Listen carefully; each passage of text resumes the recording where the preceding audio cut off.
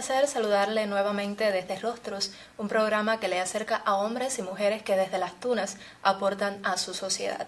Hoy tengo el placer de que me acompañe Félix Ramos, guitarrista concertista de la ciudad, vicepresidente de la Unión de Escritores y Artistas de Cuba en la filial de Las Tunas y además una gran persona defensora de la cultura y de los mejores valores desde el lugar donde vive. Félix, gracias por estar con nosotros. Las gracias a ustedes por la invitación.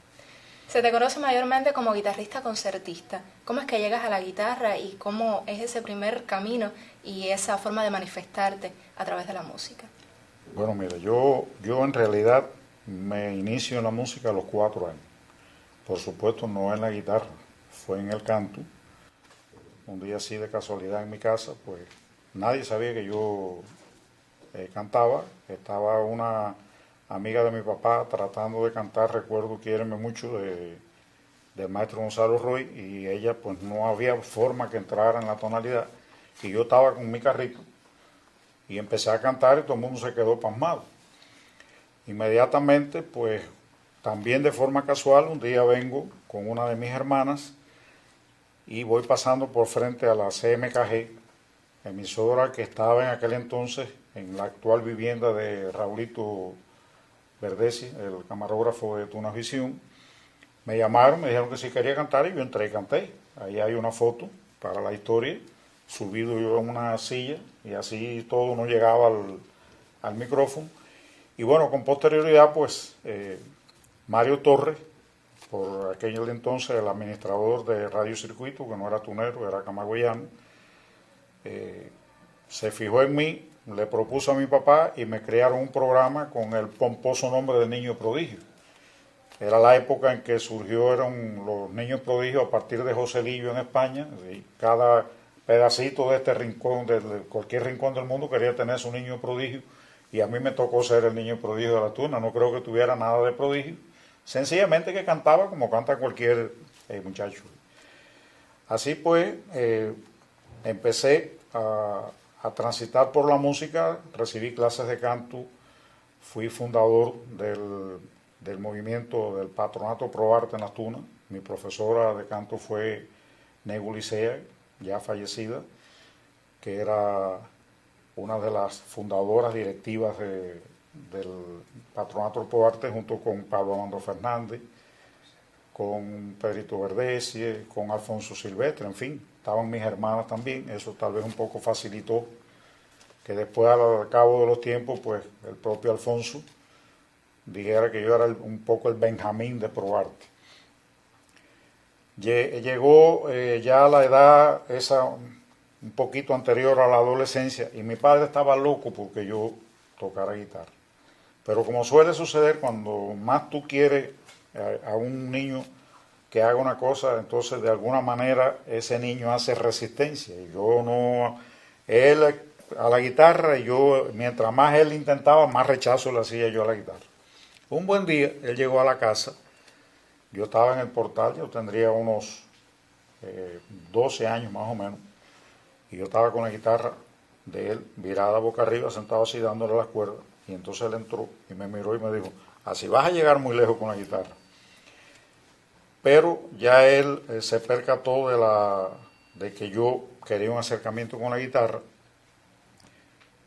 Vino la campaña de alfabetización y como nunca me había separado de mi casa, ahora cualquier muchacho va a un campamento de exploradores y escuela al campo, cuando aquellos muchachos eran muy debajo de la falda de la mamá o debajo del paraguas del papá.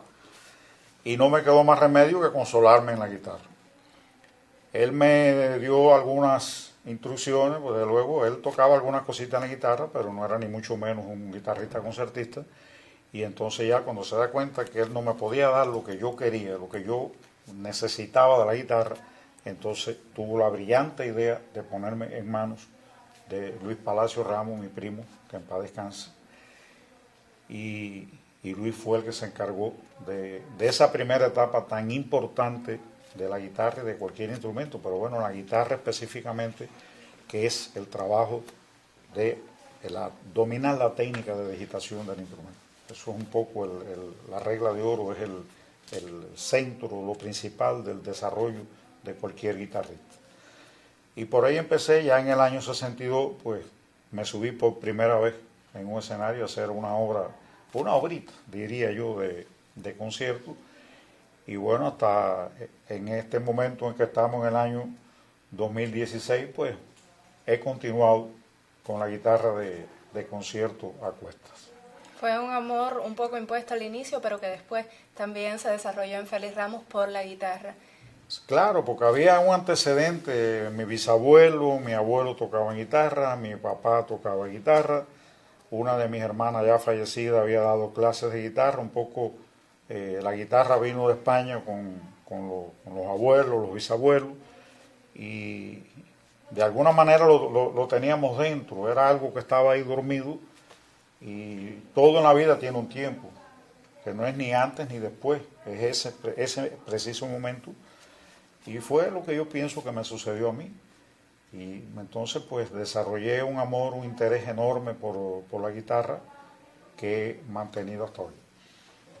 También desde la Unión de Escritores y Artistas de Cuba, en su filial en Las Tunas, tienes un trabajo en la defensa de los mejores valores de la cultura en Las Tunas. ¿Qué significa para ti este trabajo en la UNIA? Mira, la UNIA para mí ha sido una escuela donde he podido nutrirme de las cosas, del pensamiento de otros artistas, de otros colegas, que de alguna manera te van ensanchando el horizonte, aunque en el problema mío artístico no es solamente la guitarra y la UNIAC, tendría que mencionarte también la radio. O sea, esa primera etapa desde los 4 años que quedó trunca por una resolución de Ramón Vasconcelos, uno de los ministros de Batista, que tenía una hija, una nieta, no recuerdo ahora exactamente, que él quería que la muchachita cantara. La muchachita no podía cantar porque sencillamente no tenía oído. El oído es algo que lo da Dios, y el que no cree en Dios, no sé quién lo dará, pero eso no lo da. Lo que sí no lo da es ninguna escuela. Tú naces con ese don o no naces con el don. Y sencillamente pues hizo una resolución que prohibió la actuación de los menores en la radiodifusión. Parece que él dijo, bueno, la mía no canta, aquí no canta nadie. Vino una segunda etapa en la radio en el año 1962, cuando conjuntamente con Sergio Salgado, por demás mi compadre, el Comité Regional de la OJC nos dio la tarea de hacer el programa Vanguardia de la Juventud en Radio Circuito, siendo ya administrador de la emisora Rafael Urbino, ese gran locutor tunero. Y ahí vino un impasse cuando ya yo me voy a estudiar, y viene una tercera etapa que empezó en los años 90 hasta el año pasado con el programa Pequeño Concierto. Independientemente de eso, he desarrollado talleres de apreciación musical por medio de las instituciones de la cultura. He ejercido la pedagogía, o sea, el magisterio, con niños de todas las edades. He sido profesor en la provincia de los 3 centros, o en aquellos momentos los 3 centros de educación superior, que eran la Universidad Lenin, la Facultad de Ciencias Médicas y el Instituto Superior Pedagógico Pepito Tey. Hoy tú sabes que se ha fundido todo eso en una sola universidad, y como también la Facultad de Ciencias Médicas pasó a ser universidad, siempre trabajando dentro del arte y de la cultura. O sea, nunca me salí de ahí, pues conversatorios, conferencias, en fin, que me he movido en muchas vertientes, pero todas alrededor de la cultura. Félix Ramos es una persona que también intercambia mucho con otras generaciones de artistas en Las Tunas. Ese intercambio, ¿cómo te nutre? ¿Qué significa? Mira, yo casi desde el mismo momento en que yo empecé a aprender guitarra, tuve una necesidad, por decirlo de alguna manera, de compartir mis conocimientos con otras personas que o no sabían nada de la guitarra o sabían menos que yo.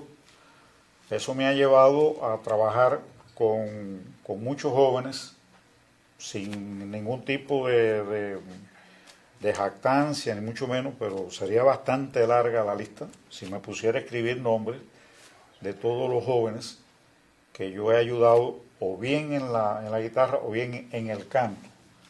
Porque como tuve la suerte esa de recibir clases de canto, pues a mí me place poder ayudar a una persona que le veo condiciones, bien para la guitarra o bien para el canto, y me siento muy satisfecho cuando los veo triunfar, cuando los veo que son capaces de ganar en concursos, que son capaces de pasar al profesionalismo, y eso es el mejor pago que yo puedo tener, pero además me siento muy satisfecho cuando todos se acercan a mí con cariño, maestro para aquí, maestro para allá, y no es que yo disfrute ese pedacito de...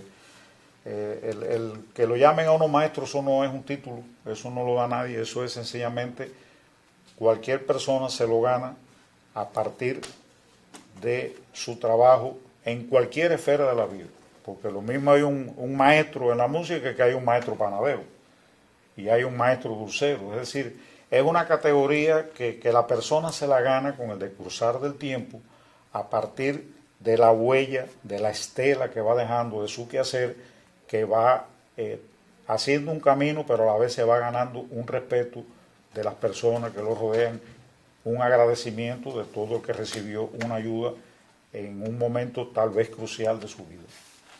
Félix Ramos recibió recientemente la distinción por la cultura nacional y es solo el reconocimiento más reciente porque más allá de papeles, de distinciones, está el reconocimiento de un pueblo y de artistas también que reconocen lo que hace en la ciudad de Las Tunas. La música ha sido uno de esos pilares fundamentales en tu desarrollo.